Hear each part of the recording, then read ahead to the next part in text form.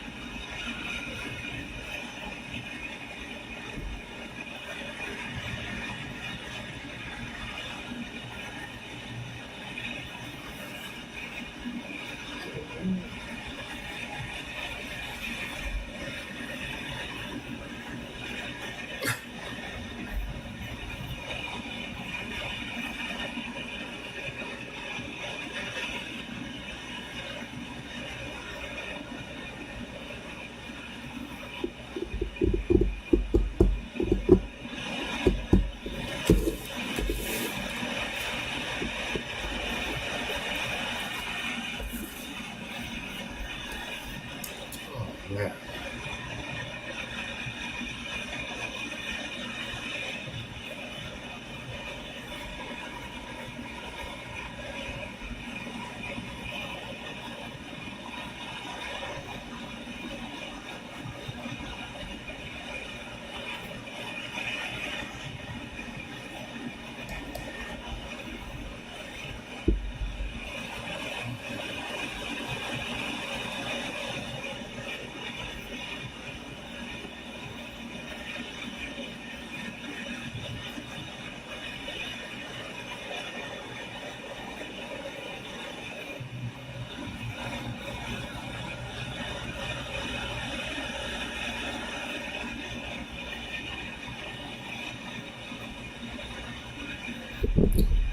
Okay.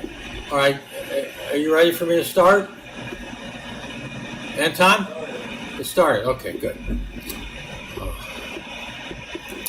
I am going to compare my Moby Dick to Herman Melville's Moby Dick, the original Moby Dick, because I'm not writing about whaling. I'm writing about prize fighting, boxing, and I want to compare passages in his work to mine.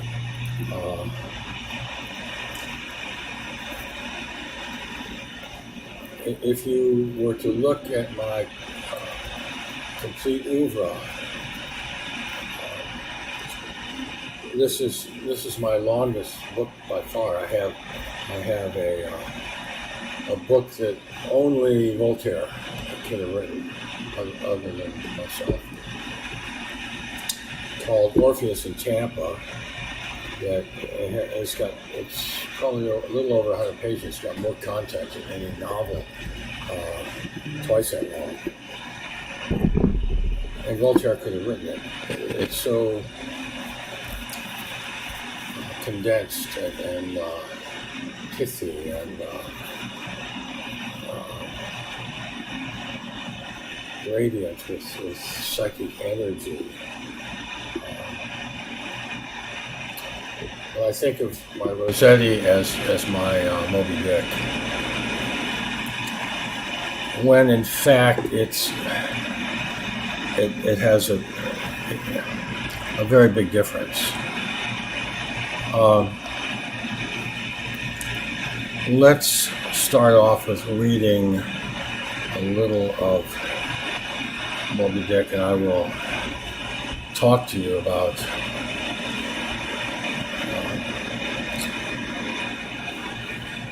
the novel, my theory of the novel, and how here it is, how I execute on that theory, creating something that I think is more satisfying than just about anything I could find in the past.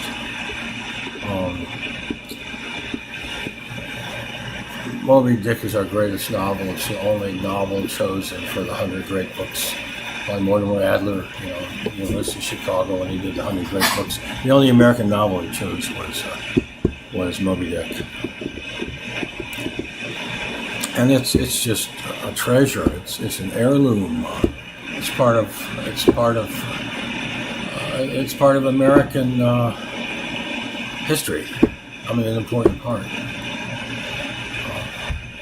It opens up this world of 19th century whaling, to the reader,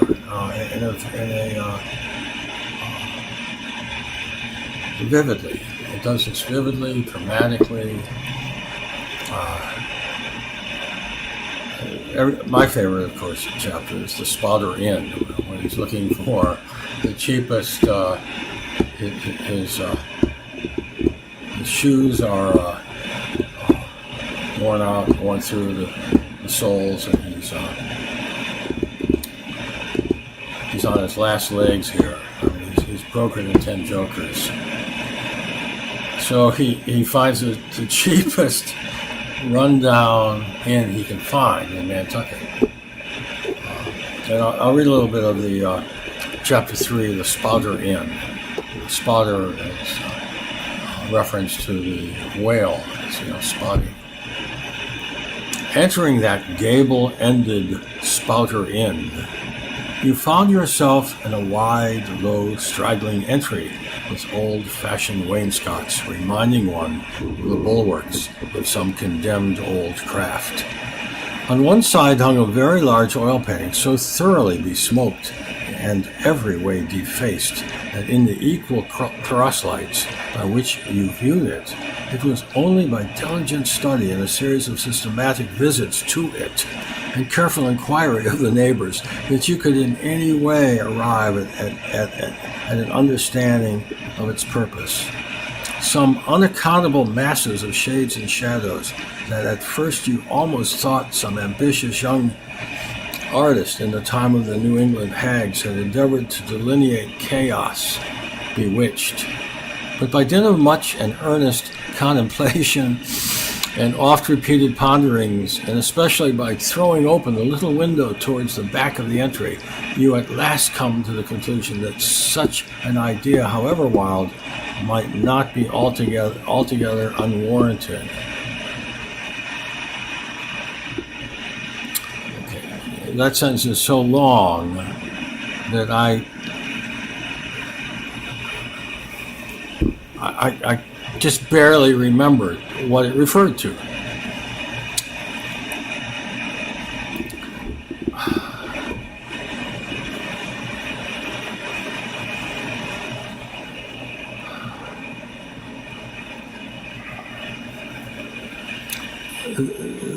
It's too hyperbolic. It's just too hyperbolic.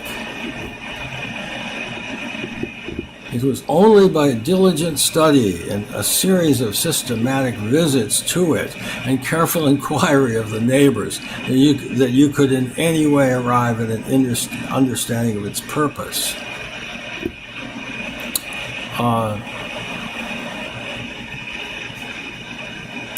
The next sentence is so awkward, as to be difficult. Such unaccountable masses of shades and shadows that at first you almost thought some ambitious young artist in the time of the New England hags had endeavored. That leaves. That's not. You can't do that. You have to say it had such unaccountable masses of shades and shadows. You can't just such unaccountable masses of shades and shadows that at first you almost thought some ambitious young artist in the time of the New England hags had endeavored to delineate chaos bewitched. It makes me think that he never read it himself. He never edited. This is like a rough draft. By dint of much and earnest contemplation and oft-repeated ponderings, and especially by throwing open the little window towards the back of the entry, you at last come to the conclusion that such an idea, however wild, might not be altogether unwarranted. Oh, God. See, that's not a home run. That's not a home run. And you'll find many, I should go back and read some of the really fantastic home runs in the first chapter. But what most puzzled and confounded you was a long, limber, portentous black mass of something hovering in the center of the picture over 3 blue, dim, perpendicular lines floating in a nameless yeast. Now keep that in mind now, because he's going to tell us what they are. A boggy, soggy, squitchy picture, truly. Enough to drive a nervous man distracted. Hyperbole. Yet was there a sort of indefinite half-attained, unimaginable sublimity about it that fairly froze you to it, till you involuntarily took an oath with yourself to find out what that marvelous painting meant. Okay. Oh, God. Ever and anon, a bright blue, alas, deceptive idea would dart you through. It's the Black Sea in a midnight gale. It's the unnatural combat of the 4 primal elements. It's a blasted heath. It's a Hyperborean winter scene. It's the breaking up of the ice-bound stream of time. But last all these fantasies, maybe this is just, maybe it just has mistakes in the addition here is, but at last it should be. But at last all these fancies yielded to that one portentous something in the picture's midst. That once found out, and all the rest were plain. But stop, does it not bear a faint resemblance to a gigantic fish, even the great Leviathan himself? In fact, the artist's design seemed this, a final theory of my own, partly based upon the aggregated opinions of many aged persons with whom I conversed upon the subject. It's wonderful humor in it, but it's just too garrulous and attenuated. The picture represents a Cape Horner in a great hurricane, the half-foundered ship weltering there with its 3 dismantled masts alone visible, and an exasperated whale purposing to spring clean over the craft is in the enormous act of impaling himself upon the 3 mastheads. All right, so if we go back a page,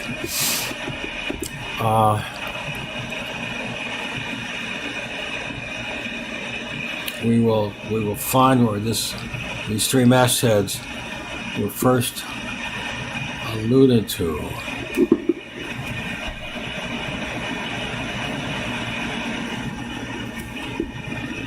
Okay, here it is. The picture represents a Cape. No. Where does he?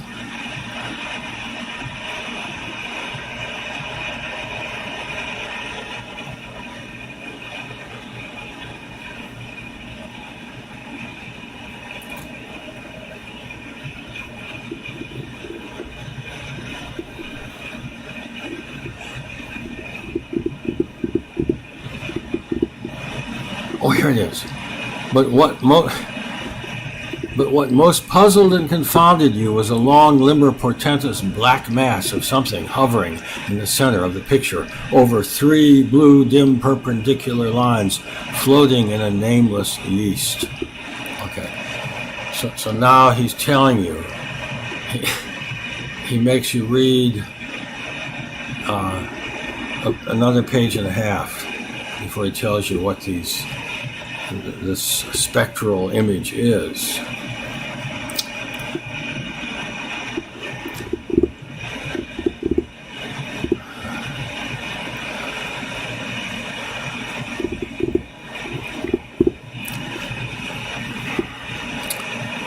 I think it's got some of the best writing in American literature in it, and also some of the worst. And that's an example of a passage that is crying out for condensation, editing. I mean, it's almost as if he was doing a James Joyce stream of consciousness 100 years before James Joyce did it. The book, one critic pronounced unreadable because it contains this it's just a sublime narrative. And you love it so much, that you forgive this murky, overwrought language in it. But at the same time, with this great whaling narrative of Captain Ahab in pursuit of the white whale, Moby Dick, that ate his leg. Okay? That narrative goes in and out, like a worm, through this encyclopedia of the whale. And you're going to read whole chapters on the whale in art, the whale in literature, the whale's tail, the whale's mouth. It's like he wants to. It's really like an encyclopedia of all things whale. And that makes it very difficult to read for me. I mean, because I'm not that interested in the anatomy of the whale, or the whale. The whale in art and literature. That was more interesting. Compare this with his Bartleby the Scrivener, which is like Voltaire and me, Voltaire's Candide.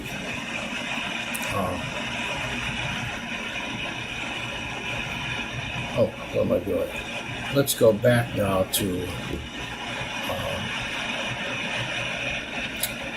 my Rossetti, my own Moby Dick, which is longer than his book, by the way.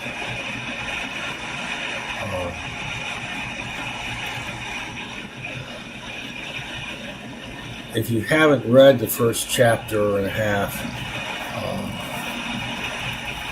I will stop now and let you do so.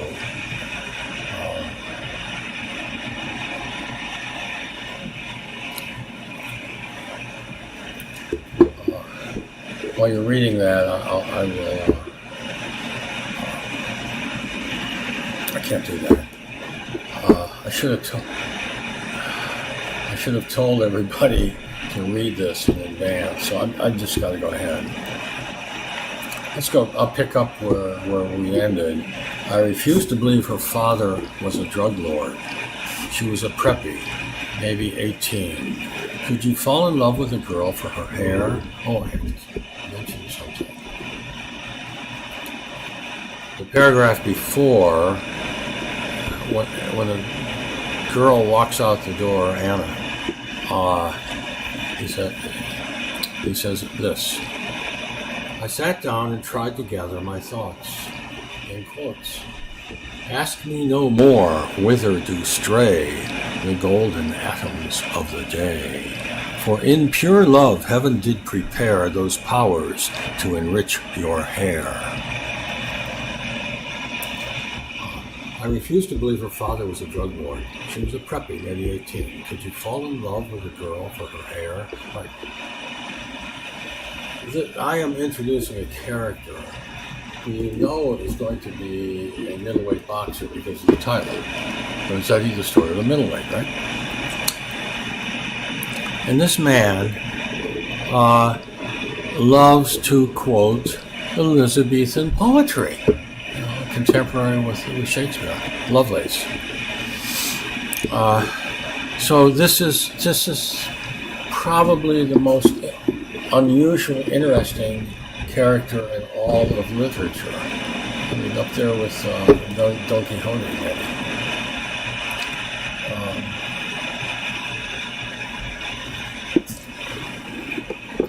So now he's going to go next door with a valet case. I refused to believe her father was a drug lord. She was a preppy, maybe 18. Could you fall in love with a girl for her hair? I dressed and walked to the Pilar's front door in a daze. Cars parked everywhere. The maid, upon opening the door, recognized me and welcomed me. Then the little man appeared, thanked me for the attaché case, and asked me to follow him. Let me turn off the air conditioner. That might be disturbing us.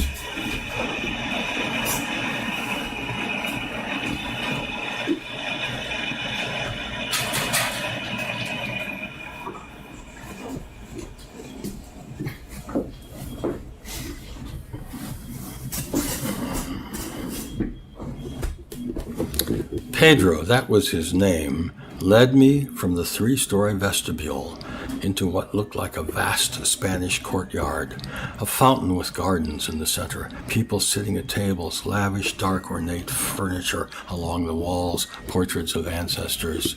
We walked through the house to the backyard, where torch-lit gardens stretched to the water, and people stood in clusters, drinking and talking. A guitarist was playing classical guitar, and the whole scene was illuminated by a big Spanish moon. Pedro took me to a group of men in their 50s, introductions. Pilar reminded me of Salvador Dali. He was with 2 bankers. They had been discussing the embargo in Castro. They had supported the invasion and wanted the embargo continued. Pilar wanted to know what I thought of Castro. I said I was an anti-communist, and Kennedy's failure to support the Bay of Pigs invasion with the promised air support was incomprehensible. That wouldn't happen today, I said, in 2003 after 9/11. If we felt threatened, we wouldn't hesitate to occupy a country, Afghanistan, Iraq. I asked him if the Cuban people would support a Bay of Pigs invasion today. One of the bankers thought that most Cubans supported the regime. They asked me about my views regarding trade with Cuba. I said I opposed trade with Cuba because we would not benefit from buying cheap sugar produced by peons, or peons, I guess in English. It would just increase our trade deficit, which already approached $1 trillion a year. Are you opposed to free trade? Asked Pilar. For us, it's a losing proposition. It's great for China and Germany. We do not become more productive because of the deficit, so obviously it does not benefit us. Then why does protectionism have such a bad name? I assume because of the editorials, I said. $1 trillion can buy a lot of them, said a banker. Everything is a lie here, and everyone is on the take, said Pilar, as everywhere else, said the banker. So you would justify a trade deficit if you had just lost a war and needed to buy machinery, asked Pilar. Of course, I said, but not to buy toys. A waiter brought us cognac and cigars, and Pilar began talking about his estate in Cuba. He preferred his own cigars to anyone else's. I wondered how he was able to own an estate in Cuba, probably through a foreign corporation. He probably kept his profits offshore.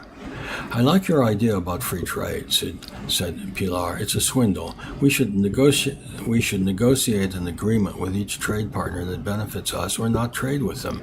The purpose of trade is not to enrich developing countries like China, but to obtain things not available domestically, like Cuban cigars. But competition is supposed to be good, said a banker. Only if you win, I said. It's been good for BMW, not so good for Studebaker and Nash. It's not been good for the U.S., period. I like Dante's ideas, said Pilar. Oh, there's Celia. She's waving to us. I must take Dante to meet her. All right, so this is an introduction of characters. Pilar, the owner of the house. But more than that, it's an introduction to an era. We're talking about a given era after 9/11, after the Bay of Pigs invasion. We're talking about Cubist exiles, wealthy Cubans who have emigrated to the United States. We walked to where two women were sitting, his sister and another 50-year-old, bejeweled, elegant. Best friends, they had just returned from a 6-month sojourn in Paris. They were leaving for Palm Beach in the morning. Their husbands played polo. Each had a team with ponies stabled there, the idle rich. Celia explained that they weren't ponies anymore. They used thoroughbreds exclusively, the same horses they used to race. It was very hard for me to see the Pillars as drug dealers. I was sure I could smell the unmistakable aroma of inherited wealth, old money. The women wanted to know all about me. What were my interests? Did I play an instrument? So they had a dossier on me. They knew I played the piano. I said I had taken piano lessons in high school, but never gotten good enough to perform. Never? Asked Celia. They knew I had attended competitions. I never won a prize, I said.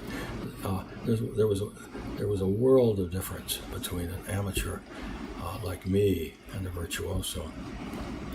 I'm sure Mother would love to hear you, said Celia.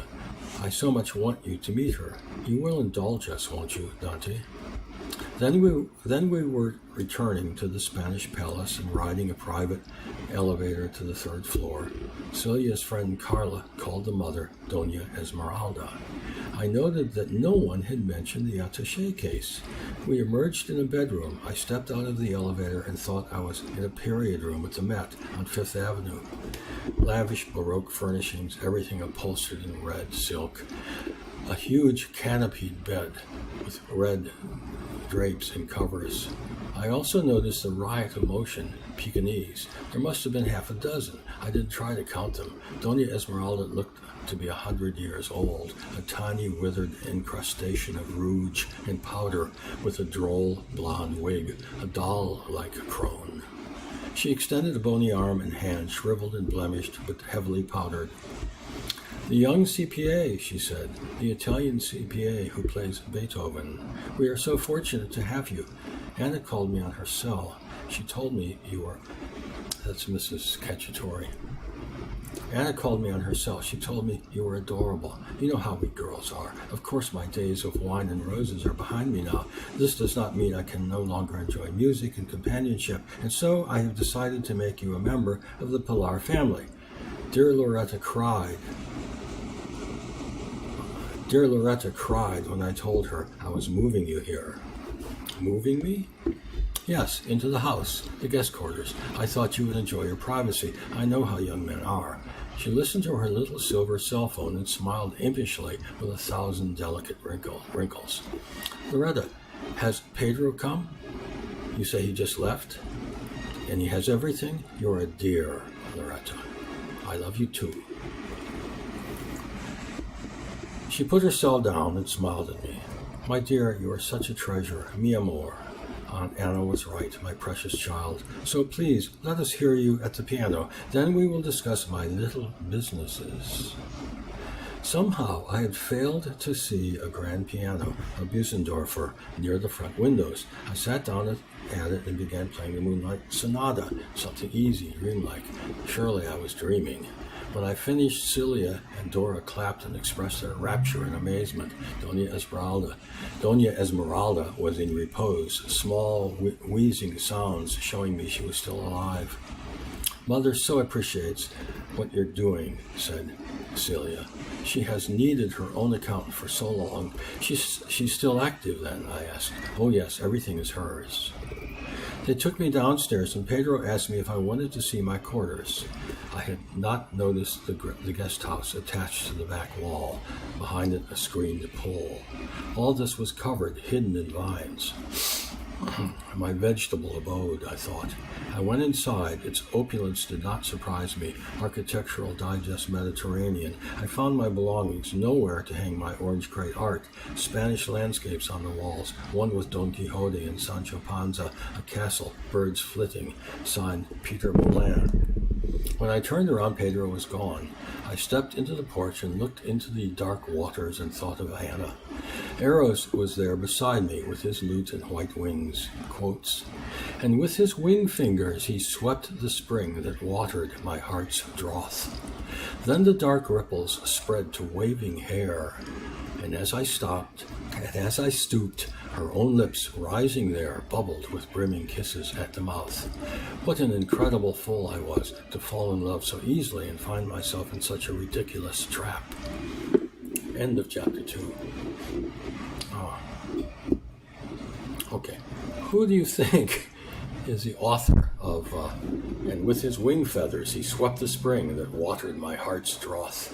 Then the dark ripples spread to waving hair, and as I stooped, her own lips rising there bubbled with brimming kisses at my mouth. As you know, our hero goes by the name of Gigi Rossetti. Well, the Gigi stands for Dante Gabriel Rossetti, the poet who wrote that poem. That was an excerpt from the poem.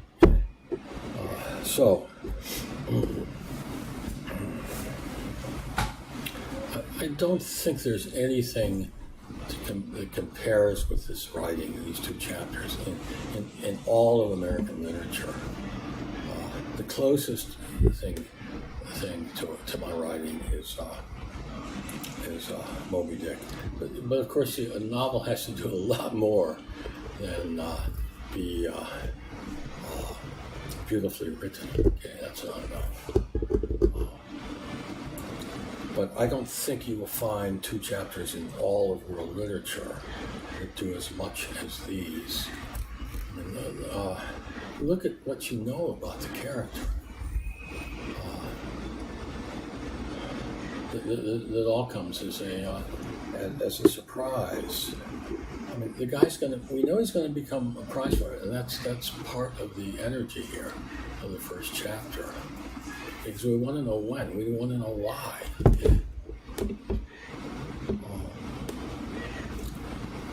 So this is a prize fighter who is also an athlete.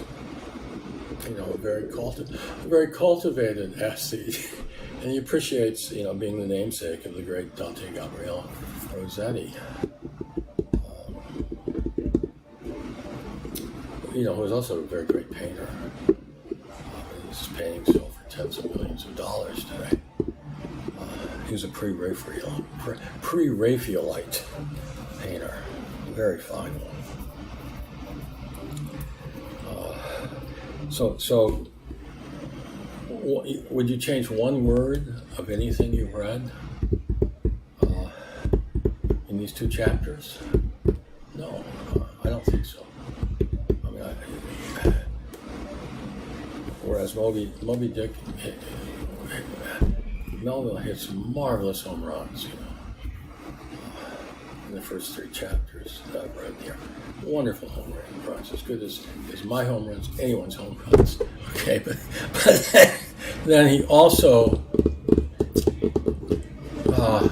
wanders off, takes an idea and beats it to death like a dead horse, which is distracting and annoying. I wish we had known each other and I had taught him my philosophy of the novel, that the novel should never draw attention to its language, its verbiage, its words. It should cast a spell on this imaginary world, which as Melville said, must be truer than nonfiction. Yeah, he said, fiction must be truer than nonfiction. Right, that's my writing. It's truer than nonfiction. You're going to see it's going to get very uncomfortably true in the next couple chapters.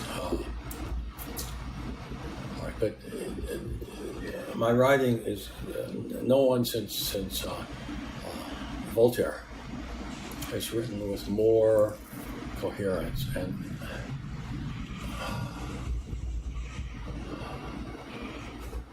coherence is one of the things that gives prose its energy. Okay? It makes it work. It's magic. And every word in these two chapters contributes something to the narrative, the plot, the story, the plot. Funny enough, I once tried to rewrite Moby Dick so that people would read it, it would become readable by removing the encyclopedia articles about the whale and history and so on, or condensing them. And you know, this passage about the painting of the whale. I mean, I can take this and I can rewrite it and make it much more compelling and enjoyable. I bet I could do that. I bet I could write something as powerful as that in less than half the words. Somebody would surpass the original. Yeah.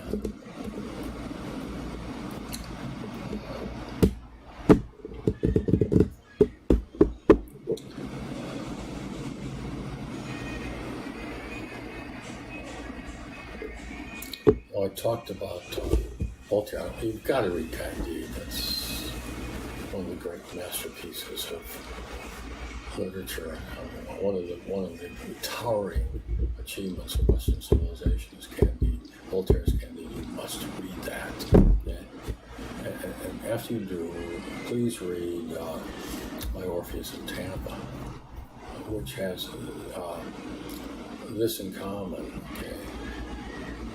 It has as much, it's the only fiction I know that has as much content per page as Candide does. And the same kind of energy that Candide has.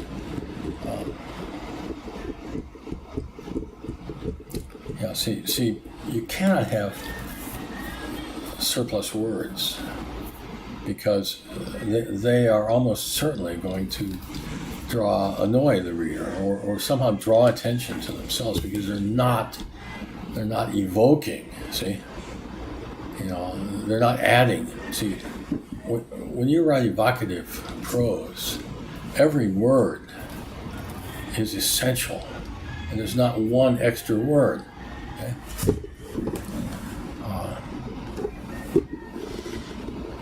Chapter 3.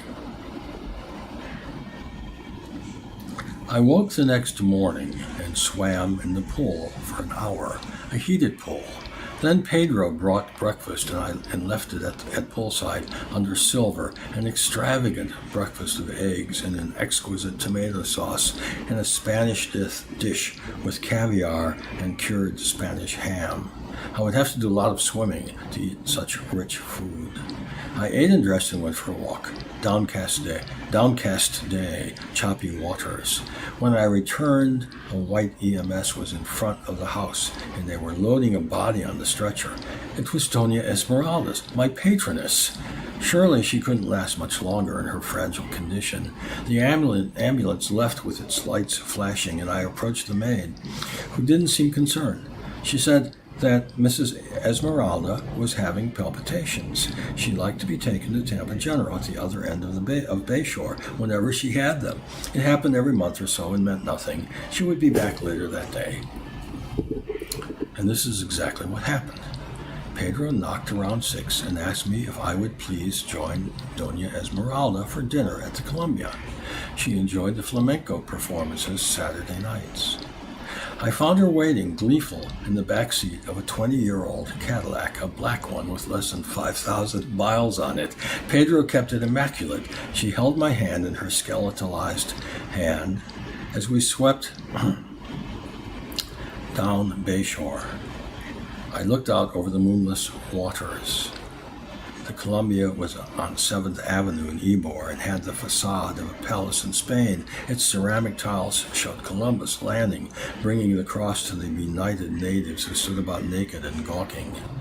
The moment we pulled up in front of the valet, we were surrounded by well-wishers and toadies. Doña Esmeralda's table was near the dance floor. Loud flamenco music, castanets, carmine, smiles. We had barely sat down when a business figure in a brown suit appeared, a diminutive man in his 50s. He began conferring with Doña Esmeralda. He left 20 minutes later, and his seat was soon filled by a second man. These consultations continued through dinner. This was how she conducted business. It could not be conducted on her phone. After dinner and her third conference, there was a lull. She turned to me and smiled mischievously, squeezing my hand. Mi amor, she said, we will soon run away together. Wonderful, I said nervously. Where are we going?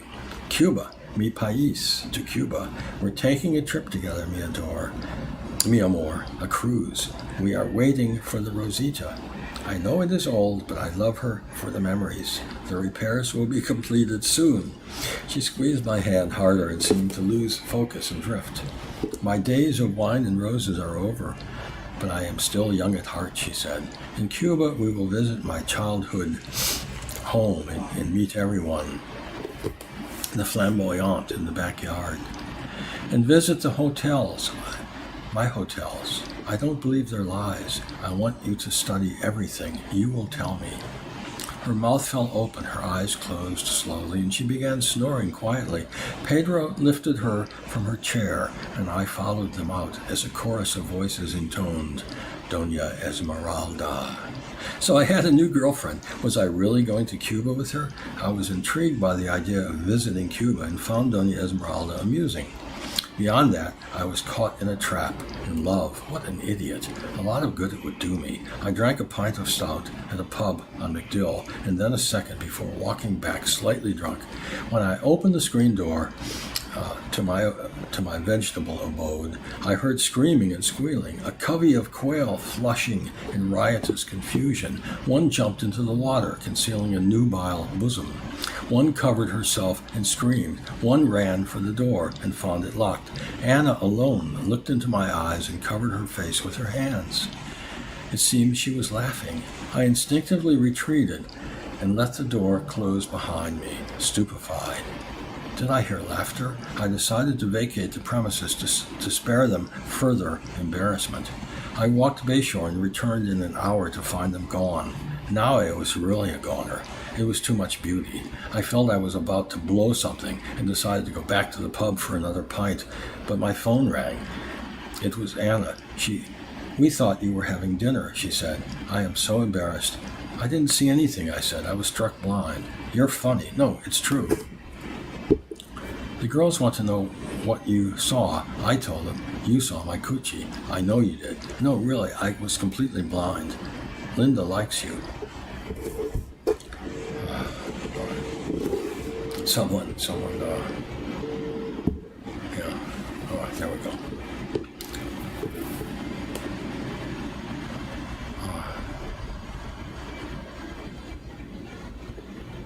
Linda likes you. Linda, the girl who jumped in the pool off the springboard.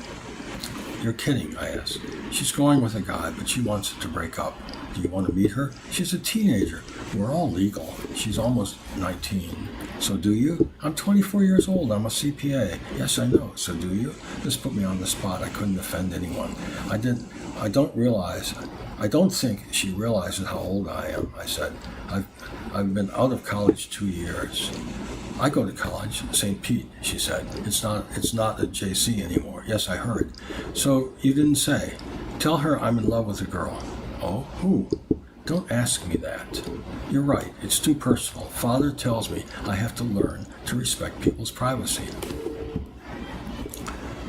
He's right.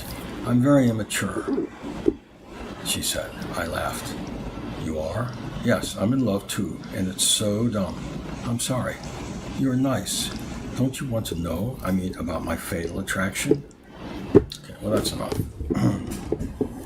So that's the third chapter, and you see I'm busy introducing Anna, who has not been introduced, and you're learning. Now you really feel like you're on terra firma. You know why he's there. You know what's going to happen in the future. I mean, before then you really didn't have any kind of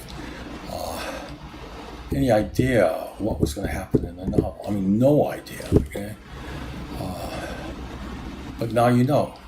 You know what the specific interest of the Polars is.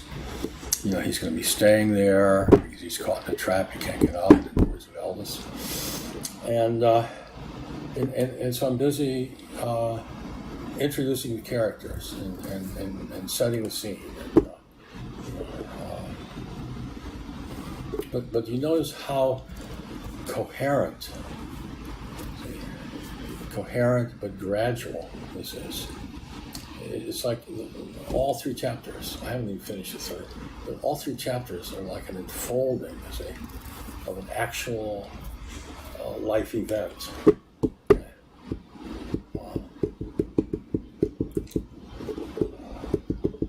So, if you disagree with me about anything, please let me know. I have lots of comments now, but only Tim Kowalski criticized me correctly, rightfully, and I responded and apologized for my error. But I want to hear from everybody. I'd like to hear, your ideas. I mean, am I what's the word? Grandiose? Am I delirious in thinking that this is the best novel since Don Quixote? Certainly the best novel in the New World, because it's really a sublime work of art, completely finished work of art, polished, so that it disappears. A novel has to disappear. You start reading, and you're in the world. You're not reading a book; you're in the world that the book gives you. See, and I do this by exciting you, by delighting you, by entertaining you. I want you to feel that you can't wait back. You can't wait to get back into this world, this imaginary world. It goes on for almost 900 pages. You're gonna get a chuckle of how he becomes a boxer. You're gonna chuckle at that.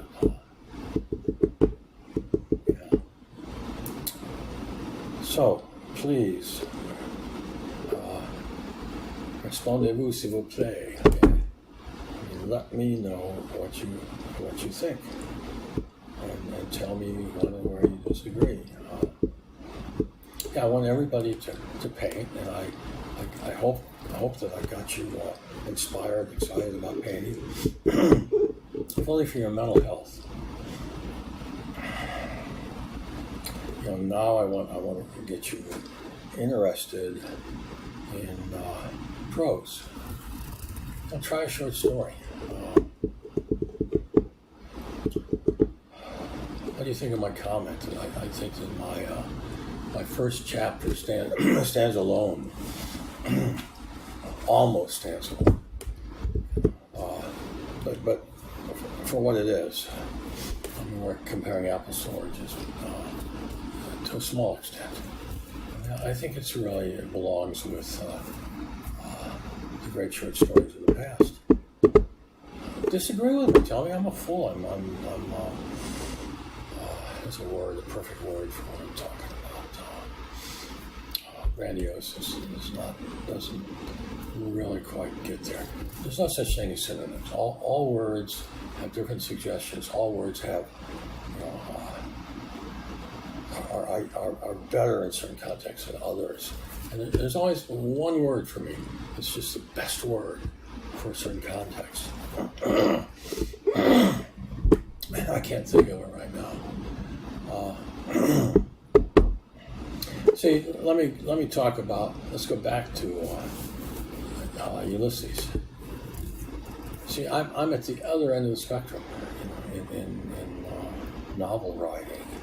I mean, I'm trying to evoke a world and not interfere with this trance, this spell I've cast, by drawing attention to my words. That's the last thing I want to do. On the other hand, Ulysses, you can't read a page without stopping and consulting a footnote. And he knew this. I mean, how many people know Greek? You gotta stop or you don't know what this man said if you don't stop and read his footnote.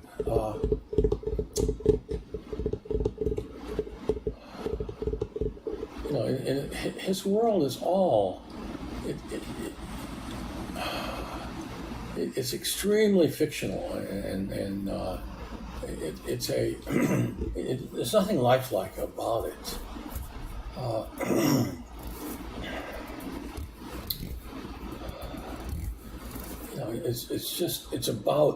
It's not about the world it's in and the characters, as my book is.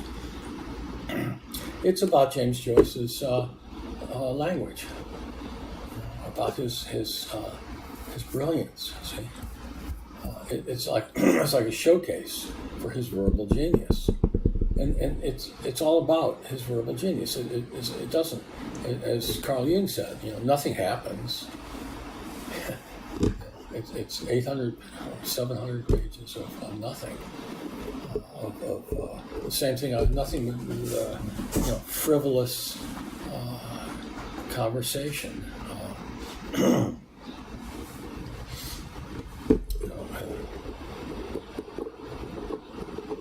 Whereas, I mean, that's at the other end of the spectrum from Rossetti, which is it's opening up into the whole world. We know we're going to have boxing in it. We know we're going to go to Cuba. We know that he's going to get involved in auditing hotels in Cuba. We know that he's going to have some kind of a relationship. We don't know whether it be amorous or not with Anna, which will be interesting. See? So it's a teaser. See, it makes you anticipate all these things and wonder about it and want to know the answer. Ulysses doesn't do that. It's inert. It doesn't go anywhere.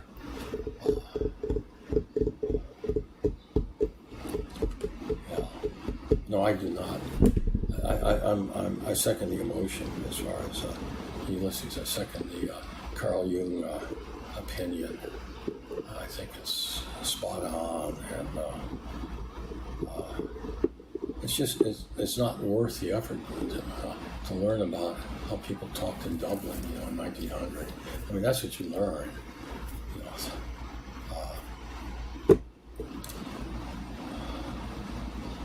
So that's my. Now I'm comparing Rossetti with Moby Dick, and with Ulysses. So, taking all the work out of this for you, all you have to do is listen to me read, and I'm almost through 3 chapters. So, please don't forget to subscribe so you know when I'm going to be back. And I want to hear your comments. I mean, I'm here to give you a college education. Okay? And so you should be interacting with me and telling me. We're talking about the novel now. You're writing prose. Okay? You should be asking me questions about this and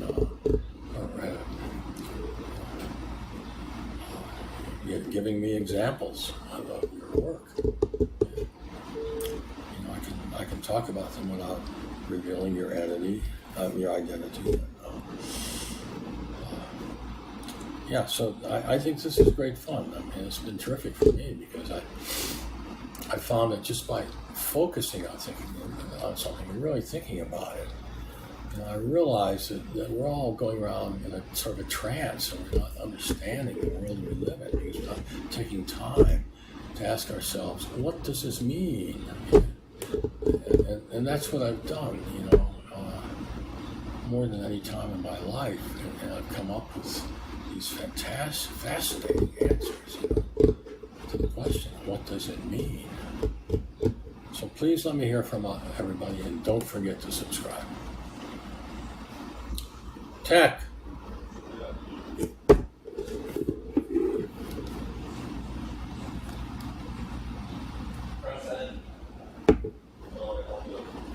I can't get the little. I can't get it done. I can't do it for some reason.